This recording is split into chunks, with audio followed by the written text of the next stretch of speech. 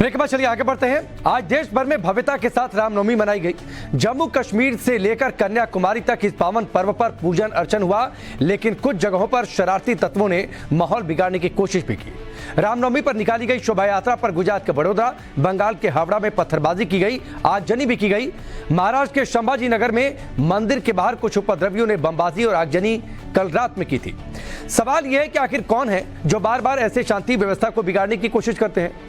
मुद्दा कानून व्यवस्था का भी है, क्योंकि योगी राज में इसी सख्त कानून व्यवस्था ने रामनवमी के मौके पर किसी भी तरह की कोई अप्रिय घटना नहीं घटने दी।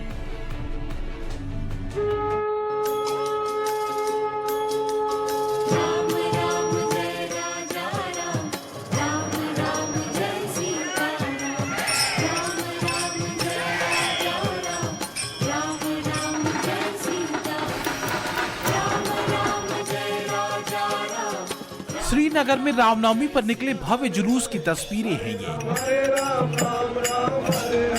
नए भारत के बदले जम्मू कश्मीर में ऐसी तस्वीरें दिल को सुकून देने वाली हैं। 5 अगस्त 2019 के बाद जो सबसे बड़ा बदलाव जम्मू कश्मीर में आया है वो यही है, जिसमें बात कोएग्जिस्टेंस की है। एक तरफ अजान तो दूसरी तरफ भगवान राम की शोभा यात्रा। वास्तव में सबके साथ, सबके विकास और सबके विश्वास से बदले कश्मीर की तस्वीर है ये। अजान और राम राम के नारों के बीच कश्मीरी पंडित आज रामनवमी के चलते यहाँ पे झांकी निकाल रहे हैं और श्रीनगर के अंदरूनी शहरों में ये प्रोसेशन जो कश्मीरी पंडितों का है वो निकल रहा है। आप इस वक्त तस्वीरों में देख सकते हैं कि एक तरफ से अजान हो रही है, दूसरी तरफ से यहाँ पे राम के वक्त जो है वो राम के तारीफें हो रही है। यहाँ पे आज के ही दिन भगवान राम का जन्म हुआ था अयोध्या में और उसके चलते रामनवमी के चलते आज जो त्योहार है वो मनाया जा रहा है। ये झांकी कश्मीरी पंडितों के द्वारा आज कश्मीर के श्रीनगर शहर के अंदरूनी इलाकों से निकलते हुए अब सीधा लाल चौक में चली जाएगी। यहाँ पे ये परंपरा जो है झांकी निकालना काफी सदियों पुरानी परंपरा है और लगातार इस तरह से जो है कश्मीरी पंडित श्रीनगर के अंदरूनी शहरों से होते हुए लाल चौक तक जाते हैं। सनातन का सत्य भगवान राम जितना ही सरल है और प्रभु राम के व्यक्तित्व जितना ही संवेदनशील और विराट।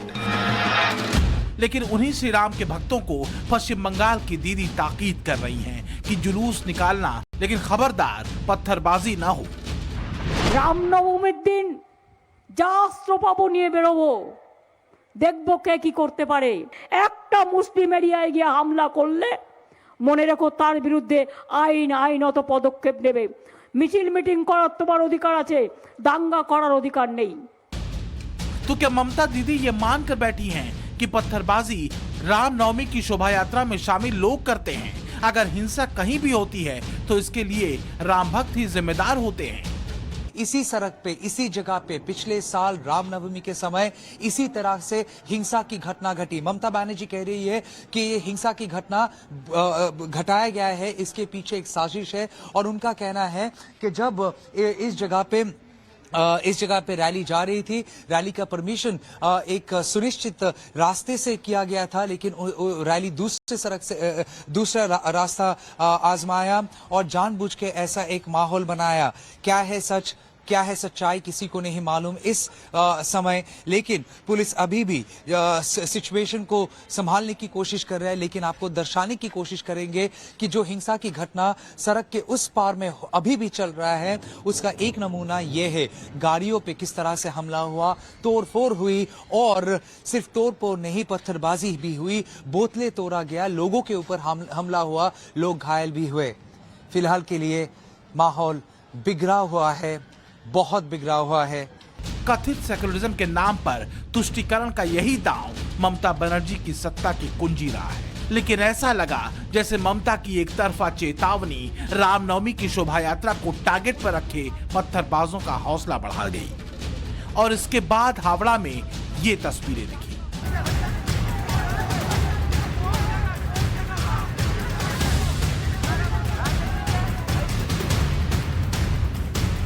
शोभा यात्रा पर जमकर पत्थरबाजी हुई, गाड़ियों को जला दिया गया। इस पत्थरबाजी में शोभा यात्रा में शामिल कई लोग घायल हुए और हर तरफ अफरा तफरी मच गई।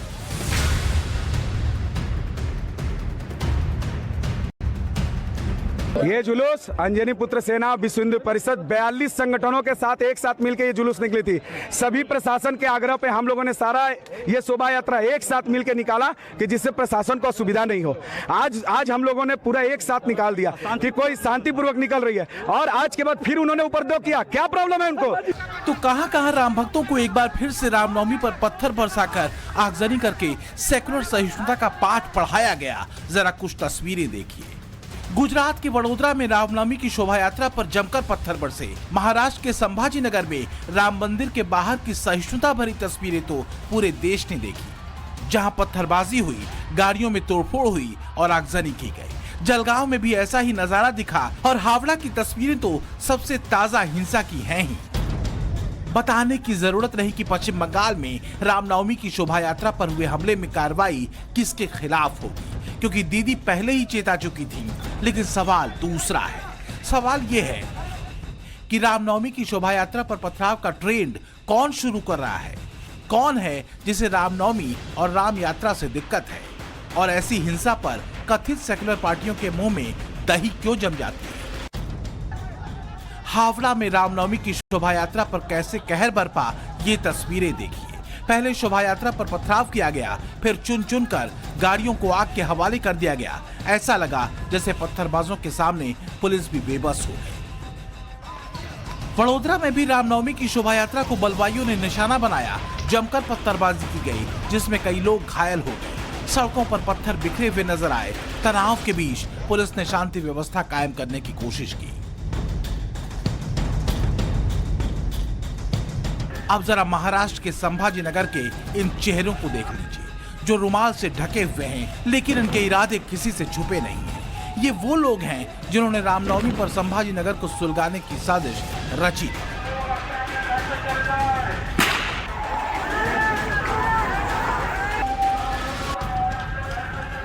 ये भीड़ ऐसे टूट पड़ी है मानो सब कुछ स्वाहा कर देना चाहती हो। इनमें नौजवान से लेकर बुजुर्ग तक हैं। ये बवाल रामनवमी के दिन राम मंदिर के बाहर मचाया गया है। आगजनी, पत्थरबाजी, बम धमाके, ऐसा लगा जैसे पूरी लंबी तैयारी के साथ रामनवमी से एक दिन पहले की रात में हमले को अंजाम दिया गया। गाड़ियां जलाई गईं, तोड़ी गईं। हालांकि गुरुवार को पुलिस ने मंदिर के बाहर हुई हिंसा के बाद जबरदस्त घेरेबंदी कर रखी थी। छत्रपति संभाजी नगर के किराड़पुरा में कल बीती रात रामनवमी के बिल्कुल पहले जिस मंदिर के बाहर से हादसा देखने को मिला, पत्थरबाजी देखने को मिली, उसी मंदिर से फिलहाल हम रिपोर्ट कर रहे हैं। तस्वीरों के जरिए मैं आपको बता दूं कि अभी भी यहाँ पर जो पुलिस का तांता है वो काफी ज्यादा तौर पर लगा हुआ है। आप देख पाएंगे कि अमूमन यहाँ पर जो है इतनी पुलिस नजर नहीं आती है, लेकिन फिलहाल साफ तौर पर कल पत्थरबाजी हुई, दो समूहों के बीच में झगड़ा हुआ। झगड़े की वजह भी अभी तक पुलिस को स्पष्ट नहीं हो पाई है। इसे कहा जा रहा है कि एक सामुदायिक विवाद के चलते जो है ये पूरा जो छोटा सा दंगा फसाद था वो उठा, जहां पर पुलिस की कई गाड़ियां जो थी, प्राइवेट गाड़ियां जो थी, उन्हें निस्तानाबूद किया गया, उन्हें आग के हवाले किया गया और मंदिर का जो गेट है उसे भी प्रांगण से उखाड़ने की कोशिश की गई है। कहा तो ये भी जा रहा है कि औरंगाबाद का नाम बदलकर संभाजी नगर करने से भड़के लोगों का ये गुस्सा था जो राम मंदिर के बाहर निकला। औरंगाबाद का नाम संभाजी नगर किए जाने के बाद ओवैसी की पार्टी AIMIM ने इसे मुसलमानों का मुद्दा बना दिया था। हमने प्रोटेस्ट किया, हजारों की तादाद के अंदर लोग थे, लेकिन कहीं पर भी ये नहीं हुआ है। हाँ, ये बात सही है कि लोगों के अंदर गुस्सा है कि दिल्ली में और मुंबई में बैठे हुए चंद नेता अपनी घटिया राजनीति की वजह से हमारे शहर को किस तरह से आग में ढकेलने का काम कर रहे हैं करके। इसके बावजूद भी मैंने लोगों से अपील कर रहा हूं इसके अंदर कि हमारी लड़ाई अदालत के अंदर चल रही है। उसमें अदालत का जो भी फैसला होगा सर आंखों के ऊपर हम रखेंगे, उसको कबूल करेंगे। लेकिन योगी के यूपी में रामनवमी का रंग अलग दिखा। कानून व्यवस्था का राज कायम रहा और योगी ने कन्या पूजन भी किया और यूपी वालों को रामनवमी की बधाई दी। फर्क यही है दीदी के बंगाल और यूपी के योगी राज का। बंगाल में जहां पत्थरबाजी के लिए परोक्ष रूप से दीदी राम भक्तों को टारगेट पर लेती हैं, तो योगी राज में हिसाब धर्म और वोट बैंक के हिसाब से नहीं बल्कि अपराध की गंभीरता के मुताबिक होता है। तुष्टीकरण और राजधर्म में फर्क साफ दिखता है। श्रीनगर से सोहेल और मुंबई से शिवानी मिश्रा के साथ bureau report, times now, Navbharat.